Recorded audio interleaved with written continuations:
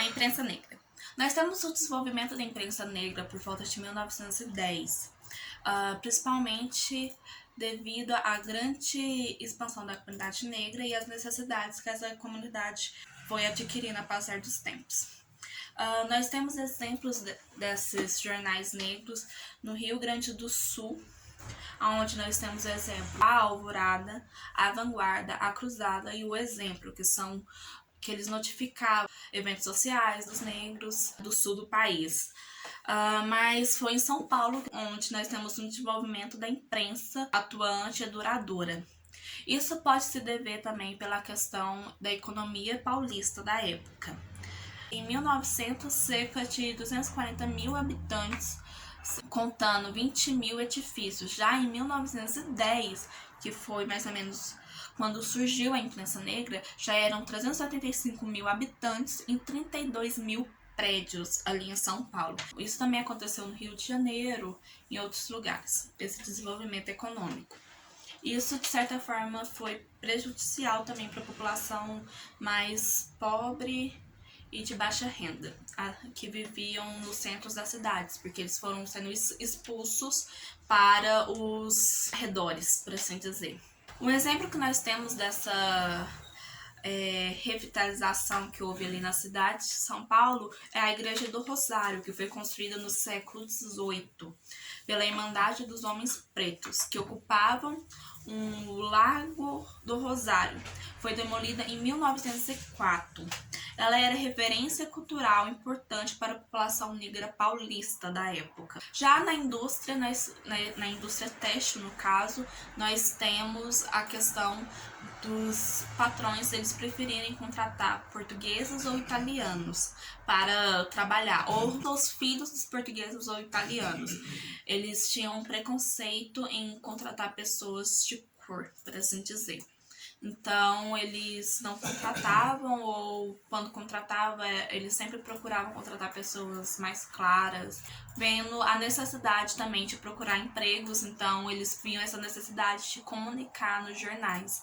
E como a grande empresa, ela não olhava, depois que houve a abolição, ela não olhava para essa população, então os negros viram a necessidade de começarem a fazer os seus próprios jornais. E com isso nós temos o jornal Menelink, que foi um jornal fundado em 1915, que foi muito importante para essa imprensa. Uma coisa interessante sobre esse jornal é que o nome dele foi homenagem para o imperador etíope Menelik II, que derrotaram os italianos na Batalha de Andan em 1896. Com isso, ele se tornou um exemplo, de resistência do domínio europeu na África. Logo no primeiro número, os jornais esclareceram ser aquele um ato de respeito ao grande rei da raça preta. Essa referência revela alguns aspectos do ideário do movimento negro da época. Ao homenagear o rei etíope, os meliantes paulistas davam um claro sentido positivo à ligação com a África numa época em que as teorias sobre a superioridade do Ocidente estavam na moda. Então, esse jornal ele era muito importante ali para a época do início do jornalismo negro. Essa imprensa ela também ajudava na questão da sociedade e da cultura e da comunidade negra em São Paulo. Eles anunciavam anúncios de bailes, das comemorações, dos protestos, das denúncias que interessavam especificamente os negros, tinham um lugar assegurado em suas páginas. Então era um lugar onde eles poderiam ter voz, já que a grande imprensa e os políticos, elitistas da época não se viam necessidade ou se importavam com essa população. Nas distribuições dos jornais, em feiras, em pontos da cidade, já demarcados como territórios negros, o exemplo da Praça João Mendes, nós proximidades da Igreja dos Remédios, no centro de São Paulo, passear aos domingos, comentar sobre os últimos acontecimentos da política e aos bailes promovidos pelas associações de São Paulo eram coisas compartilhadas pelos negros residentes em São Paulo nas 3 primeiras décadas do século XX. Então, nós temos todo esse contexto social que o jornal auxiliava para essa população. Era o meio negro, como designava José Correia Leite, um dos responsáveis pelo Clarim de Alvorada. José Correia Leite foi um jornalista, né, e também um fundador do Clarim da Alvorada, lá em São Paulo, que ele foi muito importante para o jornalismo negro da época. Ele foi frequentemente aos bailes, o meio negro, como ele mesmo denominava, e convenceu da importância de uma imprensa feita. Então, ele, indo aos bailes, a esse meio negro, ele viu muito uma importância de escrever, né, de ter uma imprensa feita de negros para os negros. Então, via-se essa importância. A imprensa negra, ela foi muito importante e nós temos vários nomes que tiveram muita importância, tanto de jornais, tanto de jornalistas. Alguns jornalistas não usavam seus próprios nomes, eram colocados pseudônimos, com medo de represárias também. Os jornais negros do início do século XX relatavam eventos sociais em seu primeiro momento, bailes dançantes, datas comemorativas para a comunidade negra. Nesses bailes dançantes era exigido certo comportamento e vestuário adequado, de dita boa aparência, que eram baseados na cultura europeia. Uma sociedade baseada na cultura europeia era o que tinha no momento.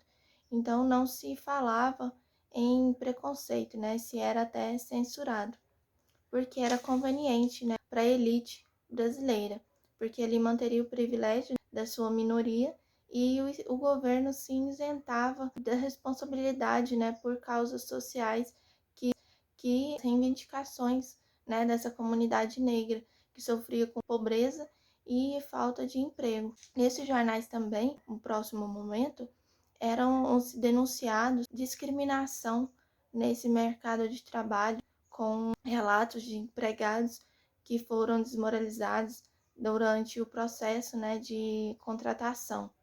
Mas também esses jornais eram utilizados por militantes que buscavam, por meio desse meio de comunicação, trazer maiores direitos e afirmação da identidade negra, né, de participação dessa comunidade negra na formação do país, né? Mas a elite brasileira repudiava esses posicionamentos, né, essas ações.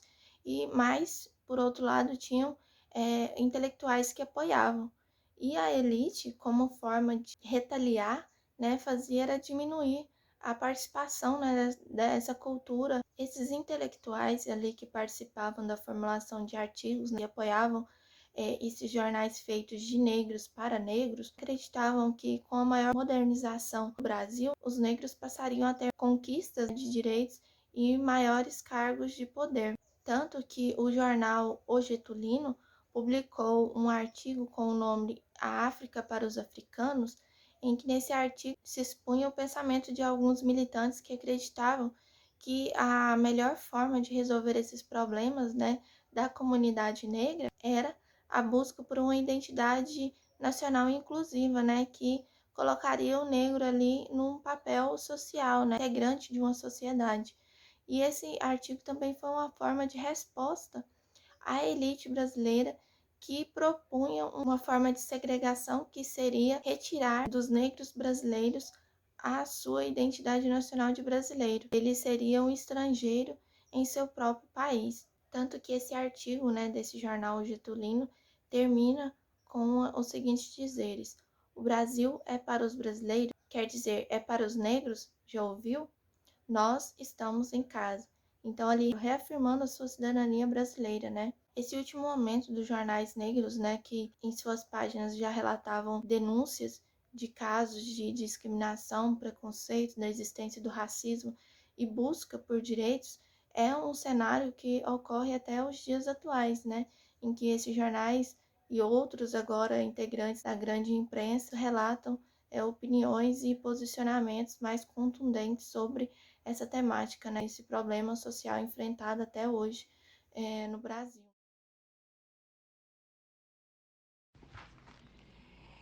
A chamada identidade nacional servia também para negar a existência do racismo.